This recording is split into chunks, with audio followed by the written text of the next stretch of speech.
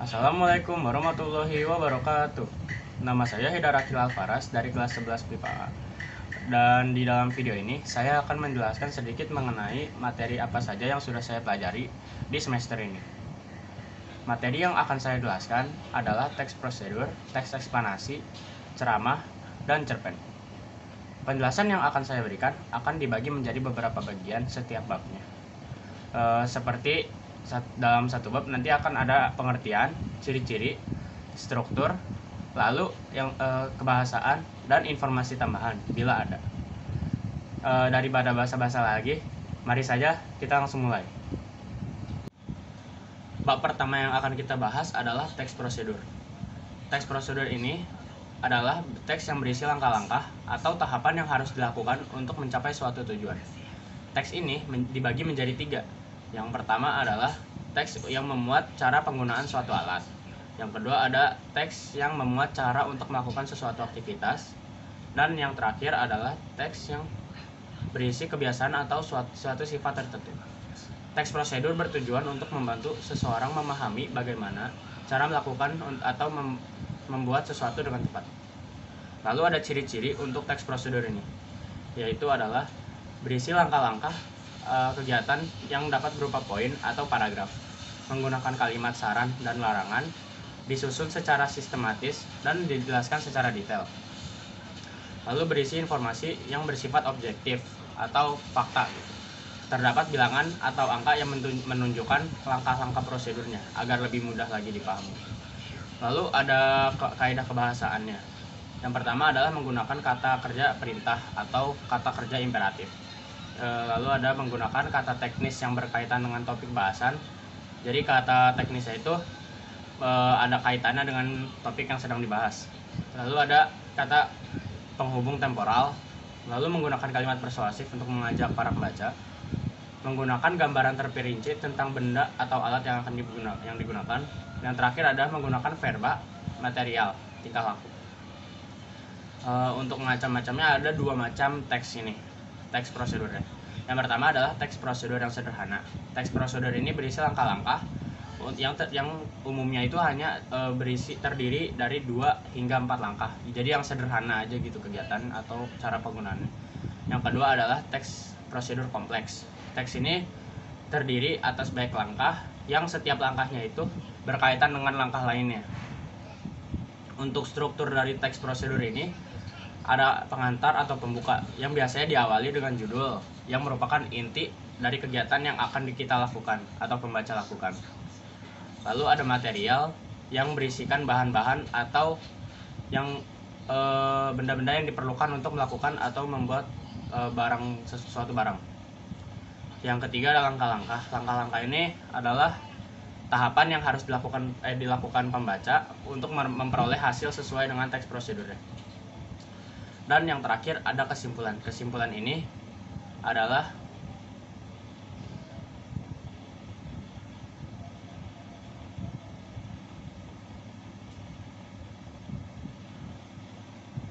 yang terakhir adalah kesimpulan. Kesimpulan ini adalah biasanya diletakkan di akhir teks.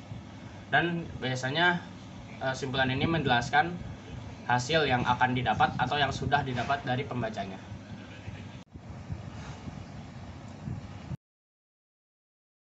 Bab kedua yang akan saya bahas adalah teks eksplanasi. Teks eksplanasi ini merupakan teks yang menjelaskan sebab akibat suatu fenomena, baik itu peristiwa alam, ilmu pengetahuan, sosial, budaya, dan yang lainnya. Teks eksplanasi berisi fakta. Teks eksplanasi ini berisi fakta yang bersifat menjawab pertanyaan bagaimana dan mengapa. Untuk struktur dari teks eksplanasi ini adalah ada pernyataan umum.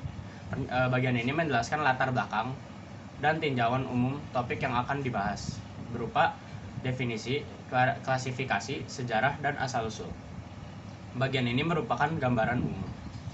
Deretan penjelas. Yang kedua ada deretan penjelas. Bagian ini berisi perincian proses atau sebab suatu fenomena yang juga mencakup akibat dan dampak yang ditimbulkan. Yang ketiga ada interpretasi. Interpretasi ini berisi penafsiran penulis mengenai topik dengan perspektif tertentu yang lebih luas dan menyeluruh. Dan untuk struktur yang terakhir ada simpulan. pada bagian akhir teks ini terdapat tanggapan penulis dalam menyikapi fenomena berupa pernyataan reflektif yang bersifat umum. Lalu ada ciri-ciri teks prosedur. Teks prosedur ini biasanya ilmiah, bersifat ilmiah. Fenomena yang dijelaskan ini berdasarkan konteks ilmiah atau berupa fakta, teori, dan penelitian. Lalu ada logis. Penjelasan fenomena ini bersifat logis dan teoritis. Yang ketiga ada objektif. Penjelasan dari teks ini disertai dengan argumen objektif yang bersifat objektif dengan didukung teori yang relevan sehingga dapat dijadikan rujukan yang valid. Dan yang terakhir adalah teks ini beda dengan teks eksposisi. Bedanya itu karena teks ini tidak mencoba untuk mempengaruhi para pembaca. Lalu ada kaidah kebahasaannya. Kaidah kebahasaannya ini yang pertama adalah menggunakan kopula. Kata ini digunakan untuk menjelaskan definisi kata, istilah, atau konsep. Lalu ada kata kerja aktif. Kata kerja ini kerap digunakan pada bagian deretan penjelas sebab bertujuan untuk menjelaskan sebab dan proses kejadian tersebut. Lalu ada konjungsi. Konjungsi yang digunakan untuk menjelaskan hubungan sebab akibat dan hubungan kronologi terjadinya suatu fenomena tersebut. Lalu ada keterangan waktu. Keterangan waktu ini sudah jelas, yaitu digunakan untuk menjelaskan waktu dari terjadinya suatu fenomena. Dan yang terakhir adalah istilah ilmiah. Digunakan sesuai dengan konteks dari topik yang digunakan. Biasanya digunakan untuk memperjelas definisi, hubungan kausalitas, ataupun kronologis terjadinya suatu fenomena. Untuk bab ketiga yang akan saya bahas adalah ceramah. Pengertian dari ceramah sendiri ini adalah teks yang berisi pemberitahuan, penyampaian suatu informasi, baik pengetahuan maupun informasi umum lainnya yang disampaikan di depan banyak orang oleh pakar atau orang yang ahli dalam bidang tersebut. Ciri-cirinya adalah disampaikan oleh orang yang memiliki keahlian atau keahlian dalam bidang tertentu. Lalu memiliki struktur lengkap, ya kayak biasa lah, ada pendahuluan, isi, dan juga penutup. Lalu dalam pemilihan tema akan digunakan tema yang sesuai dengan keadaan yang sedang terjadi di masyarakat atau kegiatan yang sedang diselenggarakan. Isi ceramah ini harus bersifat objektif dan terbukti kebenarannya, menggunakan bahasa yang sopan dan mudah dipahami oleh pendengar. Dan teks ini harus bebas dari hoaks agar tidak menimbulkan kekacauan. Lalu ada macam-macam ceramah, ada dua lebih tepatnya. Yang pertama adalah ceramah khusus, memiliki sebuah tujuan untuk memberikan sebuah nasihat atau petunjuk kepada khalayak pendengar tertentu, jadi tidak untuk pendengar luas. Lalu yang kedua adalah ceramah umum. Ini baru yang buat pendengar umum, yaitu ceramah yang berisi pesan yang bertujuan untuk memberikan informasi yang ditujukan untuk pendengar yang umum. Lalu ada struktur teksnya. Strukturnya ini terbilang cukup sederhana, yaitu ada pembuka. Pembukanya itu berisi pengenalan isu masalah yang akan dibahas.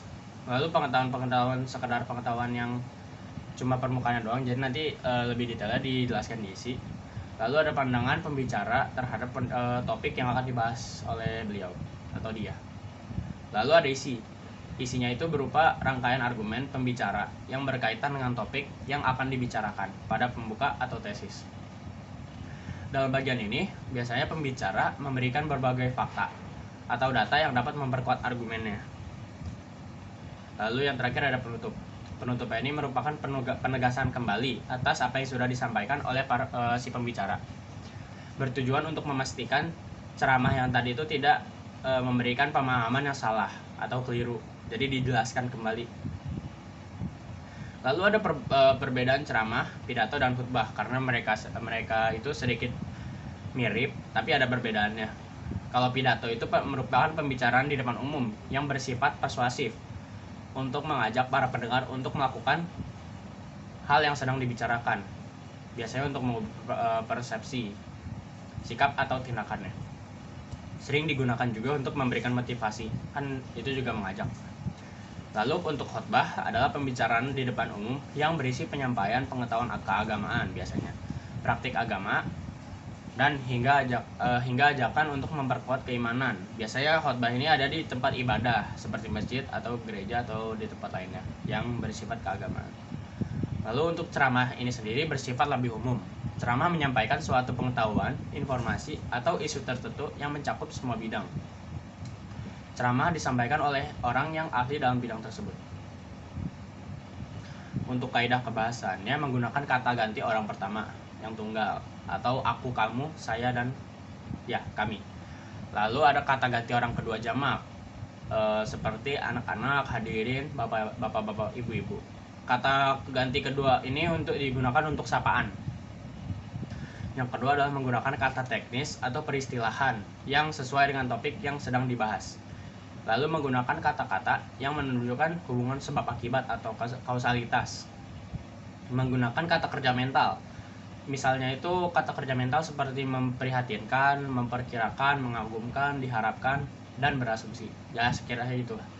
Lalu yang terakhir adalah menggunakan kata-kata persuasi. Persuasif ini beda dengan pidato. Jadi kata-kata yang digunakan itu diharapkan, sebaiknya, hendaklah, dan perlu. Dan untuk bab terakhir yang akan saya bahas adalah bab cerpen.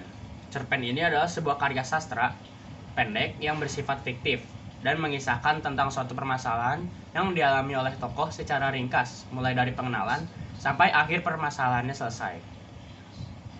Untuk cerpen ini agak singkat, jadi langsung aja kita bahas.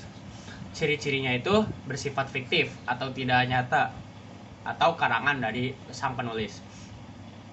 Cerpen ini tersusun tidak lebih dari 10.000 kata. Kalau lebih dari 10.000 kata itu sudah termasuk novel.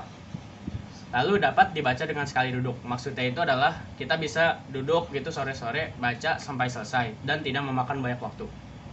Lalu diksi yang digunakan tidak rumit sehingga mudah dipahami oleh pembacanya. Cerpen ini memiliki alur tunggal atau satu jalan cerita agar mudah dipahami dan menjadi sederhana. Biasanya ditulis berdasarkan peristiwa yang terjadi dalam kehidupan. Maksudnya itu cuma dijadiin inspirasi untuk dijadikan alur ceritanya. Dan cerpen ini tapi pasti memiliki pesan moral yang terkandung untuk membacanya. Strukturnya ada yang pertama abstraksi. Abstraksi merupakan sebuah pemaparan awal cerita yang disampaikan. Abstraksi ini sebenarnya pelengkap dan tidak wajib untuk dimasukkan. Jadi nggak apa-apa kalau nggak ada abstraksi. Yang kedua adalah orientasi. Kalau orientasi ini baru wajib. Orientasi itu menjelaskan tentang latar, baik waktu atau tempat, atau suasana yang ada dalam cerpen. Biasanya di orientasi ini juga menjelaskan awal tokoh-tokohnya yang ada di dalam. Biasanya tokoh utamanya sih. Lalu yang ketiga ada komplikasi, bagian di mana terdapat pemaparan awal sebuah masalah yang akan dihadapi sang tokoh. Biasanya watak dari tokoh akan diceritakan di bagian ini. Diceritakan lebih jelas lagi.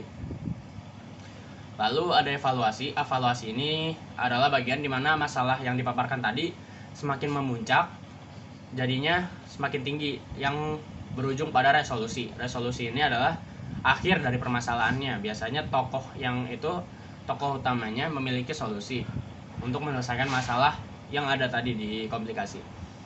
Dan untuk struktur yang terakhir adalah koda. Koda adalah bagian di mana pesan moral ada. Gimana? Jadi pesan moral ada di bagian koda. Biasanya pesan moral ini disampaikan oleh penulis baik secara tersirat maupun tersurat. Tersirat itu tidak ada langsung di teksnya, tapi kita baca agar kita dapat pesan moralnya. Lalu kalau tersurat itu ada di dalam teksnya, biasanya ada di akhirnya, ada pesan moralnya di situ. Untuk unsur-unsurnya adalah ada dua, unsur intrinsik. Unsur intrinsik ini ada banyak unsurnya. Yang pertama adalah tema. Tema itu adalah pokok pikiran atau jalan yang mendasari jalannya cerpen gitu. Kalau alur biasanya urutan peristiwa, alur itu urutan peristiwa yang ada di dalam cerpen yang diceritakan nanti. Umumnya alur cerpen dimulai dari pengenalan, konflik, klimaks, lalu langsung penyelesaian. Kalau setting itu atau latar, isinya itu ada latar atau tempat, waktu dan suasana yang terjadi dalam ceritanya. Untuk tokoh adalah pemeran yang ada di dalam cerpennya. Jadi pemeran utama maupun pendukung ada dua biasanya. Terus ada watak. Kalau untuk watak adalah sifat, kata lain dari sifat dari pemeran yang ada di dalam cerpennya. Watak itu dibagi menjadi 3. Yang pertama ada antagonis. Antagonis itu jahat, protagonis baik, dan netral itu yang netral. Netral itu yang netral, yang tidak memihak pihak satupun. Untuk sudut pandang ada merupakan cara pandang sang penulis dalam cerita ini. Sudut pandang itu dibagi menjadi 2, orang pertama dan kedua. Di orang pertama itu ada pelaku utama, di mana aku itu menjadi pelaku utamanya. Lalu ada pelaku sampingan, di mana aku menceritakan orang lain.